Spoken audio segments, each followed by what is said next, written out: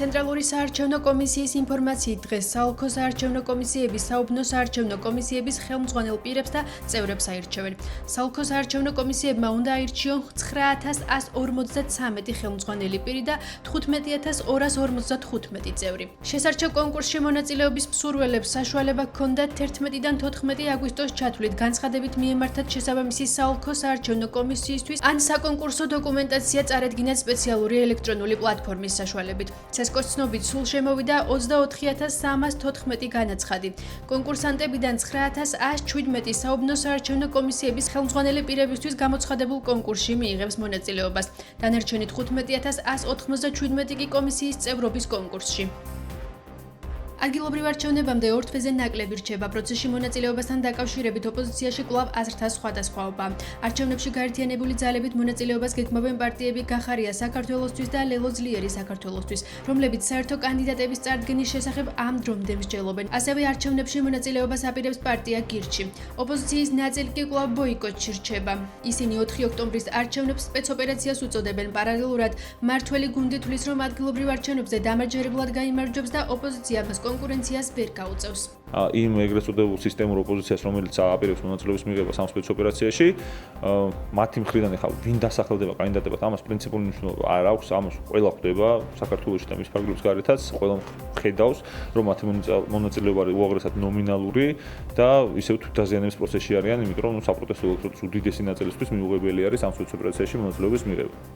დღეს მოხდება უკვე ჩვენი საერთო შეთანხმებული კანდიდატის წარდგენა თბილისში, ხოლო შემდეგ პარალელურად რა თქმა უნდა გრძელდება კანდიდატების შეთანხმება 64-ვე მუნიციპალიტეტში. პირველ რიგში ეს ადამიანები იქნებიან მაღალი პროფესიონალიზმით გამორჩეულები, მაღალი სანდოობით გამორჩეულები და იქნებიან ისეთი ადამიანები, რომლებიც შეძლებენ მთლიანად საპროტესტო ელექტორატის მობილიზაციას. რა წინააღმდეგობის გაწევაზე არის საუბარი, როდესაც ისინი ვერ შეთანხმებულან საერთოდ კანდიდატები ვინ ეყოლებათ და ერთმანეთში აქვთ დაპირისპირება, მათ იციან უბრალოდ რომ მიღებული აქვს დავალება რომ და გაიმიჯნოს ძველი ნაციონალური მოძრაობა და ლელოელი და გახარიელი ნაციონალური მოძრაობა, მაგრამ ეს ვისი ხელით უნდა გაკეთდეს, ამ ყველაფერზე ვერ დახვდებიან, რა თქმა უნდა, ამ ადამიანებს არც არაფერი არ აქვთ საზოგადოებისთვის საქმე, არც მუნიციპალიტეტებისთვის თავიანთი პროგრამის შეთავაზება არ შეუძლიათ და შესაბამისად მოუწოდეთ მათ ამ ორჩეულებს კიდევ თუ ყავთ მათ დარჩენილი რომ კარგად დაფიქრდნენ.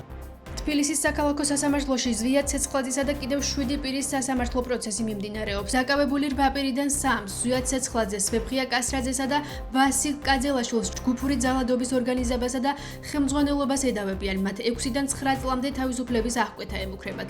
ბრალდებულებიდან 5 გიორგი გორგაძეს, ირაკლი მიმინოშვილს, ინსაფალიევს, თორნიკე გოშაძეს და ნიკოლოზ ჯავახიშვილს ჯგუფურ ძალადობაში მონაწილეობას ედავებიან. მათ 4-დან 6 წლამდე თავისუფლების აღკვეთა ემუქრებათ. გასულ სასამართლოს ხდომაზე დაცვის მხარის მტკიცებულებები გამოიკვლიეს. დაკავებულების მიმართ შეფარდებული აღკვეთის ღონისძიება პატიმრობა კი ძალაში დარჩა.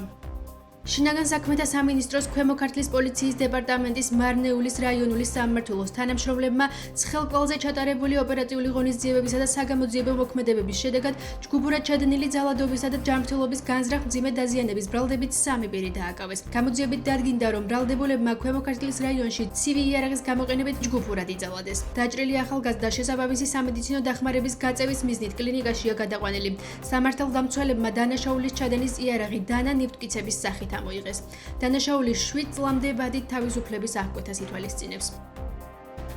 უკრაინის პრეზიდენტი ვაშინგტონში ჩავიდა, სადაც ამერიკის პრეზიდენტ დონალდ ტრამპს შეხვდება. ზელენსკიმ ტელეგრამ არხზე განცხადება გაავრცელა და დონალდ ტრამპს მიწვევისთვის მადლობა გადაუხადა. მანვე აღნიშნა, რომ უკრაინისა და მისი პარტნიორების მიზანი ომის სწრაფად და საიმედოდ დასრულებაა და მშვიდობა ხანგრძლივი უნდა იყოს. ზელენსკის თქმით, რუსეთმა უნდა დაასრულოს ომი, რომელიც თავად დაიწყო. პარალელურად დონალდ ტრამპის განცხადებით ზელენსკის შეუძლია რუსეთთან ომი თითქმის დაუყოვნებლივ დაასრულოს თუ ამის სურვილი ექნება. ან შეუძლია ბრძოლა გააგრძელოს. მისივე თქმით, თეთრი სახლი ათობით ევროპელ ლიდერს უმასპინძლებს. ვაშინგტონში ჩავლენ ნატოს გენერალური მდივანი მარკ რუტე და ევროპელი ლიდერები. მათ შორის გაერთიანებული სამეფოს პრემიერ-მინისტრი, საფრანგეთის პრეზიდენტი ემანუელ მაკრონი, იტალიის პრემიერ-მინისტრი ჯორჯია მელონი, გერმანიის კანცლერი ფრიდრიხ მერცი, ფინეთის პრეზიდენტი ალექსანდრ სტუბი და ევროკომისიის პრეზიდენტი ურსულა ფონ დერ ლაიენი.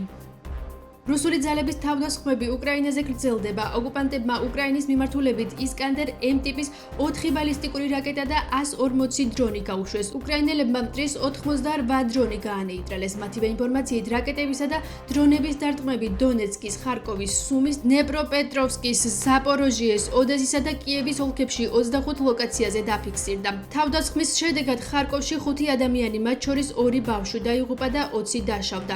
6 ადამიანი დაშავდა ზაპოროჟიეში, მათგან 2-ის მდგომარეობა მძიმეა.